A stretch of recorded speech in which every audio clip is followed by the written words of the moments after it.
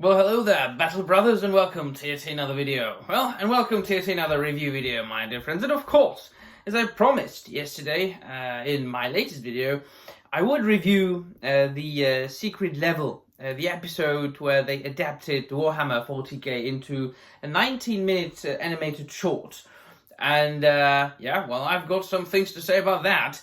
But first, I have to say that I haven't played the games. Now, if you've been following me, you know that I don't really have time for video games. As far as leisure time entertainment goes in my life, when I, don't have to do actually things like go to work, or when I'm, not doing other life things. When I'm entertaining myself, I prefer to read. That's my go-to entertainment. I'm also a collector and kind of a customizer of action figures. But I'm really not into video games too much. And also, it is a fact that I got into Warhammer 40k 6 months ago quite ferociously, I have to say. I have downed about 20 novels in that period of half a year.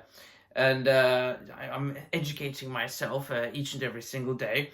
You can expect more reviews of Warhammer 40k novels, as well as novellas and short stories, and I have always been saying also on this channel that I'm not very much like a fan of adaptations. With, of course, that being said, we have to take into consideration that Warhammer is a little bit of a different beast than say Tolkien, about whom I've been talking a lot on this channel, saying that he's an author who wrote books, full stop. I mean, there's no need for any adaptations, good or bad.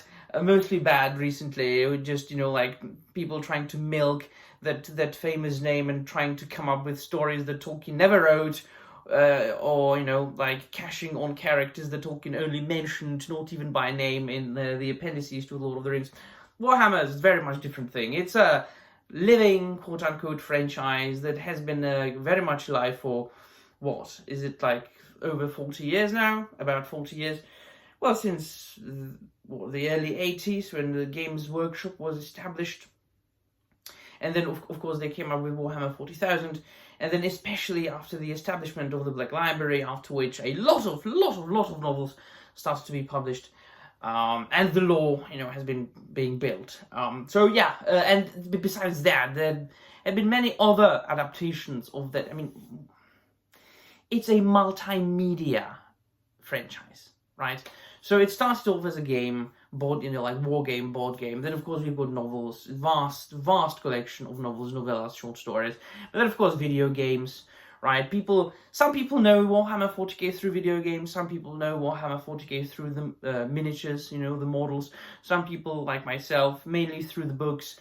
So it's more appropriate to make such an adaptation, especially then a short, where you potentially don't have as much time or space to fuck things up as if, for example, if you made like 5 seasons show, which Amazon is going to be making something like that anyway, right? With Henry Cavill, made a video about that yesterday.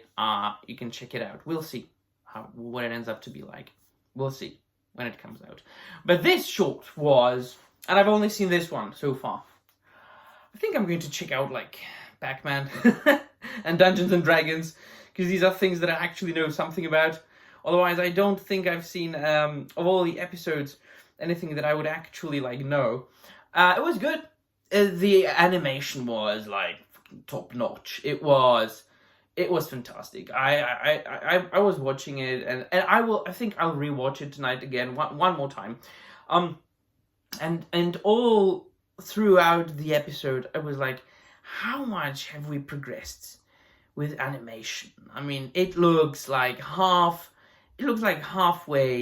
like live action, like, and especially then if you watch it on a modern big ass television, which I did, it looks fantastic. I mean, it's like visually is top bloody notch.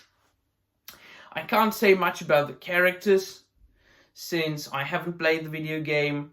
The only book that I've read about the Ultramarines that was specifically focused on the Ultramarines was No Fear by Dan Abnett, focusing on, well, and there was Horus Heresy, right? So there was like 10,000 years before the events of this, maybe even a bit more.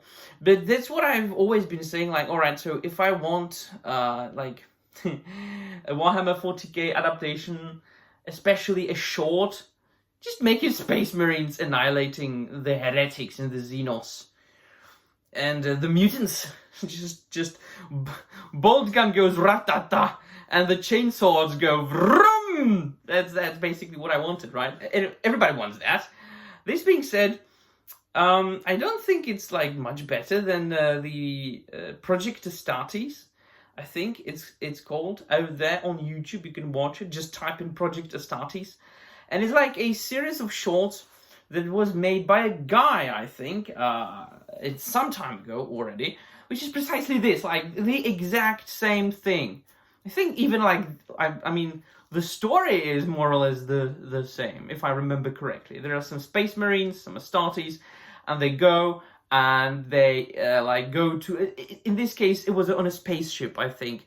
So they like board a spaceship and then they like find some sort of like room where there is like a casket, and in that casket there is some sort of strange huge orb or a talisman. They bring in a psyker. It might have even been an inquisitor or something like that. And so the Space Marines and the psyker or inquisitor, can't remember. I've really seen it a long time. Well, half a year ago. And then just battling that monster, whatever it was. This is the same. Really, it had the same vibe. It had the same feeling.